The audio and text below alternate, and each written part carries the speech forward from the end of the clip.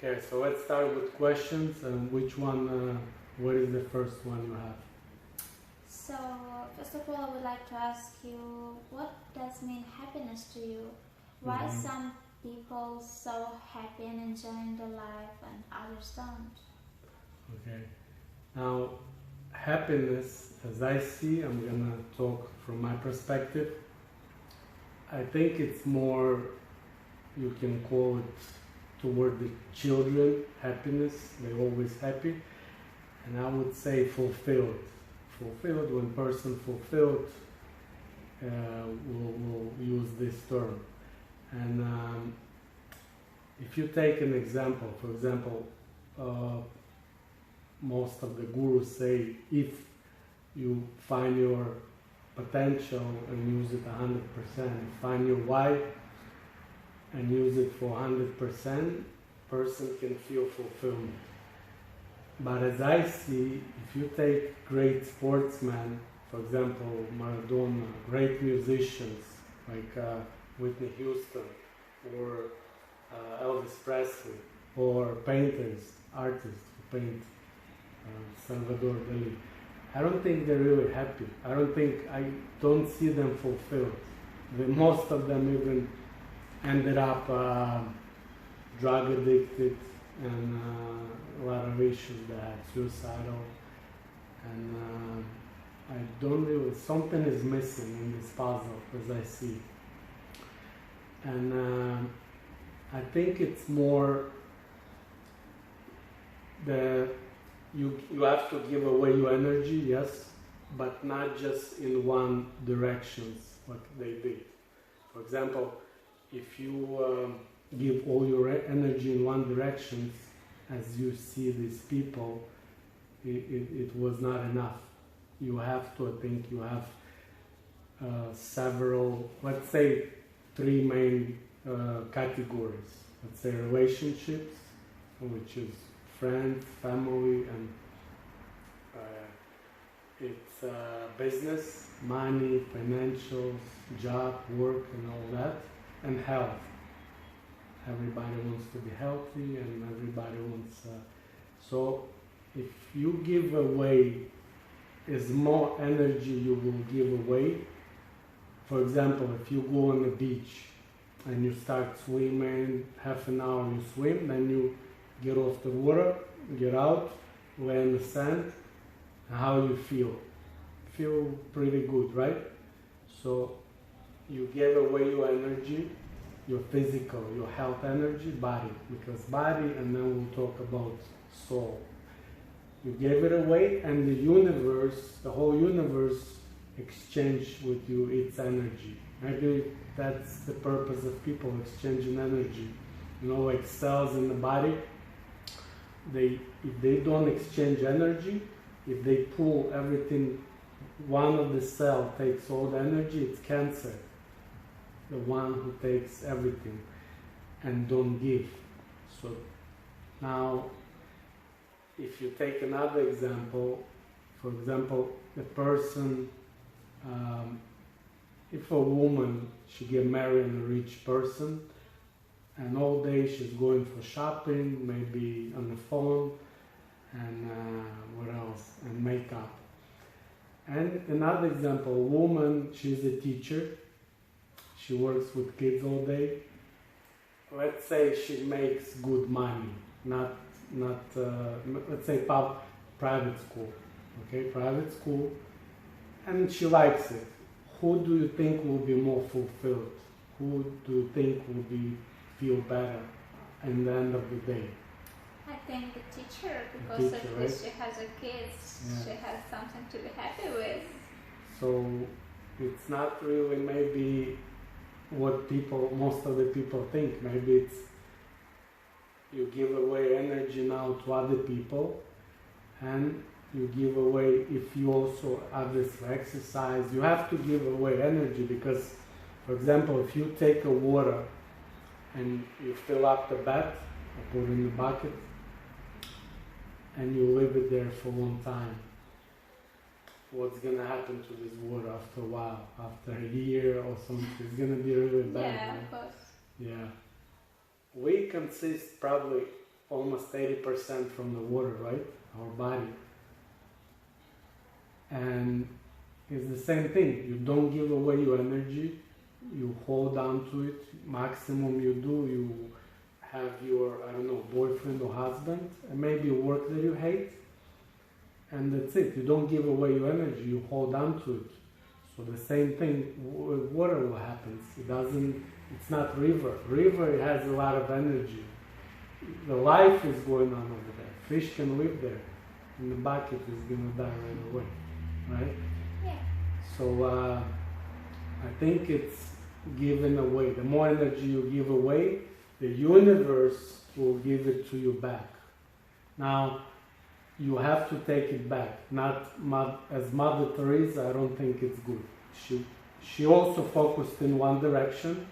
She just one helping. I don't think it's good. Volunteering is good, but you have to take also back. You have, yeah, it's like kind of balance. Right. People shouldn't take the money, and money today it's also energy. In ancient times when we lived, we had barter. You give me tomatoes, I'll give you bananas, right? Yeah, for sure. Yeah. Now we're using money, so it's energy, because you're using it to get energy, you get resources, you get water, you get oil. So if you don't even exchange with this one, it's the same. I don't think it will make you fulfilled. So the more you give away, you come home depleted, you fall, I think the person will feel deep inside, you can say fulfilled. Because if you really focus in one direction, and it's also not, I think now, because even men, if I'm gonna also cover vector psychology, man has to give more energy even to a woman, but I think he has to give to other women. I'm not talking his body, I'm not saying body, I'm saying energy. Same thing woman. If she doesn't give energy to other men, like teacher in the school, like you just said, I'm not saying body, but body, it's also less than 5% of females and males. They meant to give even their body away. It was, I'm gonna cover urethral vector. It's the person, and when we lived in the tribes, when we lived in ancient times, and person with urethral vector was a leader in the tribe, and that person was is one of the role leading its tribe to conquer other territories and for the war. And in the peacetime, when a lot of women they lost their husbands or they couldn't get pregnant, some of them they could not, it's different story. Some of them they have issues and they didn't have husbands enough for everybody. So it was urethral vector responsible that we're not gonna die. So the tribe will survive, you understand? Yeah. So he gave more energy than everybody else, because he was making sure the tribe will survive and they reproduce and next generation, because it's the only person in the tribe who didn't have, if you ever met somebody who doesn't have feeling like jealousy or envy, usually that vector, they're the only one in the tribe among the people who doesn't have this emotion. Why is that? Because if you see somebody with better woman, more gold, nicer house, and that's his tribe, he's the leader, he can easily kill anybody and take it. So it's very fair. You get what you deserve. If you need to survive, we'll make sure you survive. Women, whoever can survive. So he was making sure that balance in the tribe, it was balanced. But what happened next when we came? Is it my phone or your phone? I think it's your phone. My phone is off. Can you shut it off? Let me put it. Yeah, I should have put it. It's no sound. Yeah. Mine is fixed. So now what happened, if you take example in mid-centuries when we had kings and royal families, there you don't fall asleep. I have to make a small break. You want to get some? Okay. You sure? Yeah. Okay. So in mid-centuries, we had kings. We had somebody who was ruling the countries. But what happened there? Their son or their children, it's not maybe urethral vector, because even if Genghis Khan is urethral, his son can be other vector. I'm gonna use vector psychology, because person, how vector is born, how person gets its vector, whatever is lacking the most the tribe, that vector will be born. So you can be completely different from your child, absolutely different. That vector is missing in the tribe. So what happens? So you mean it's built by society? It's built by evolution and universe. It's not through society. Society, yeah. For example, when the war happened, after the war, 60% boys, 40% girls starts to born. You know, right? Yeah. So the same thing with vector. The universe control our vectors. So we have enough audio. Audio, it was person who was watching the tribe at night, and people who can hear better, usually good musicians, very smart people, Einstein, you know, they can hear better, and they were watching us at night. We didn't have houses, we didn't have nothing, no caves even. I'm talking about not even made, but when we were not even humans. Oh, okay. You know, between, like sapiens. And somebody had to watch us. So the evolution starts with these vectors. First we get like audio, you can hear better, then dermal, we start to lose hair, and skin of the dermal vector people is more sensitive. Visual, oral, verbalizer, somebody started to speak, it's oral vector. Some people in the tribe, their mouth is more sensitive than anybody else.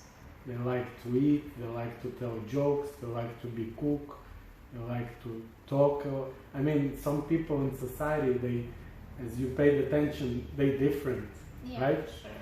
So that each vector, your dominant vector, gives you a personality, and then comes maybe secondary. For example, you can be just audio with dermal, let's say, and then all the vectors, but one is dominant, and then comes secondary. So if you know which vector is the person, you know what to expect from that person. Once you learn that vector psychology, once you know what's going on, then you can, it's easy. How I got into psychology, I ran businesses, I had quite a few in New York and Texas. It was retail stores, wholesale, furniture, and I always had problem with people, to hire right people, to put people in the right position.